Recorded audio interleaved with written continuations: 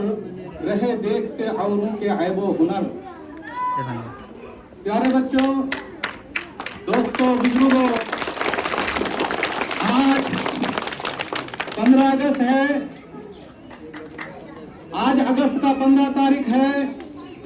इसी अगस्त के 15 तारीख को अंग्रेजों से 1947 में हम लोग आजाद हुए हैं।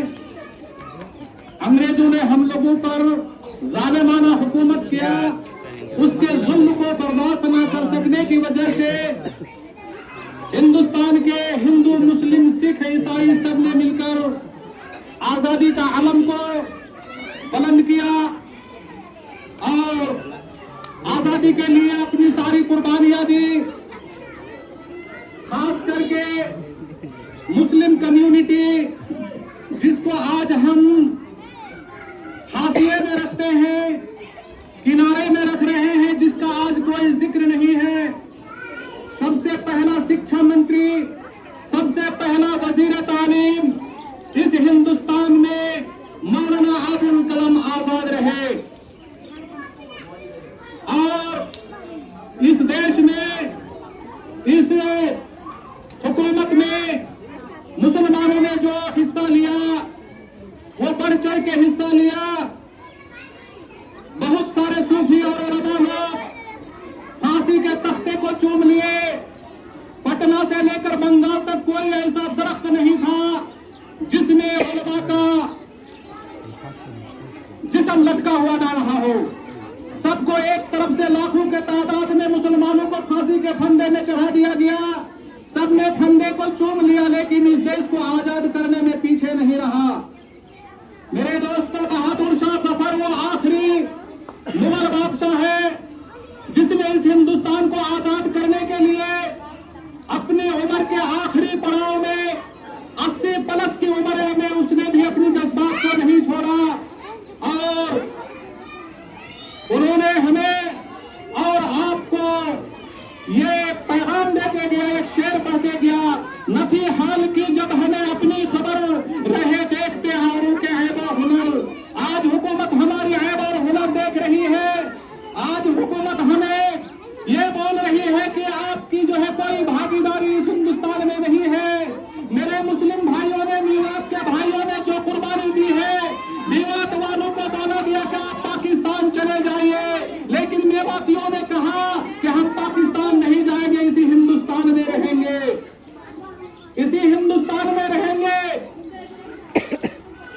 ये हिंदुस्तान छोड़कर हम नहीं जाएंगे। उसको इख्तियार दिया गया, अगर आप चाहे तो हिंदुस्तान में रहे और आप चाहे तो हिंदुस्तान से बाहर पाकिस्तान जाए। लेकिन हमारे हिंदुस्तान के जितने भी मुसलमान हैं, इन्होंने इस इख्तियार को कबूल किया और इस जिम्मेदारी को कबूल किया कि हम पाकिस्तान नहीं जाएंगे। हमने अपना खून इस हिंदुस्तान के लिए बहाया है, हमने आजादी के लिए अपना खून यहाँ के लिए बहाया है। हम यहाँ से नहीं जाएंगे। सभी का खून है शामिल यहाँ की मिट्टी में, किसी के बाप का हिंदुस्तान थोड़ी है। यहाँ इस मिट्टी में एक बूंद खून हमने भी दिया है, हमारी भागीदारी है। आज आप missile man doctor Abdul Kalam को जानते हैं, जिसने हिंदुस्तान को वो ताकत दिया, एटमी हथियार दिया, वो मुसलमान हैं।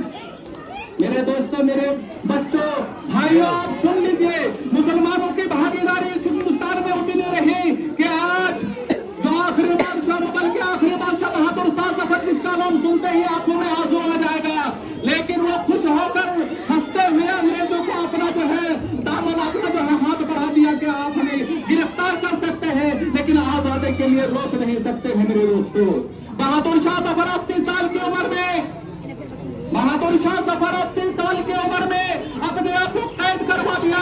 उसको जो है रंगून के जेल में जो है रख दिया गया। आज उनके खानदान को चाय बेचने पर कलकत्ता में मजबूर किया जा रहा है। क्या उनके दादा परदादा का हक नहीं था कि उनके बच्चों की परवरिश हुकूमत हिंद करती? उस पर नजरअंदाज किया जा रहा है। बहादुर शाह जफर को किसी अंग्रेज ने कहा था, जो बच्ची बोल के गई, वो ये शेर है कि दम में दम नहीं, अब खैर मांगो जान की, ऐ जफर अब मियान हो चुकी है शमशेर हिंदुस्तान की। बहादुर शाह जफर वो हसास थे जिसने उसके जवाब में कहा, हिंदी में बू रहेगी जब तलक ईमान की, तख्ते लंदन तक चलेगी तैर हिंदुस्तान की। यानी हिंदुस्तान की तलवार लंदन तक चलेगी लेकिन मेरे दोस्तों, बहादुर शाह जफर के 11 बेटों को काट करके उसका सर कोई है आज मायका लाल में बर्दाश्त कर ले हिंदी। 11 बेटों का लाश थाने के तश्तरी में लाके ब्याह बाप को पेश किया गया और बोला कि आप झुको। बोला कि बहादुर शाह जफर झुकने वाला नहीं है। उसके आंखों से आंसू नहीं आया और हिंदुस्तान के लिए वो आखिरी दम तक जो है रंगून के जेल में पड़ा रहा। आप मुसलमानों को छेड़ते हैं, मुसलमानों को छेड़ने का काम नहीं करना है। मुसलमान जिस दिन जाग जाएंगे, अपनी असली हालत में आ जाएंगे, हिंदुस्तान के हर चक्के में मुसलमान ही होगा और उसका दबदबा होगा। मेरे दोस्तों, गर्मी बहुत ज्यादा है, बच्ची भी बहुत ढेर है। आज हम आपके बीच से ज्यादा कह के नहीं जा सकता, ज्यादा नहीं बोलना चाहता, इसलिए कि बच्चियों की भी तैयारी होगी और गर्मी भी बहुत ज्यादा है। यही एक बात आखिर में जान लीजिए कि जब जरूरत पड़े हमारी कि हमको खून देना पड़ेगा, हमें तैयार रहना है। फांसी के फंदे में चढ़ जाना है लेकिन झुकना नहीं है।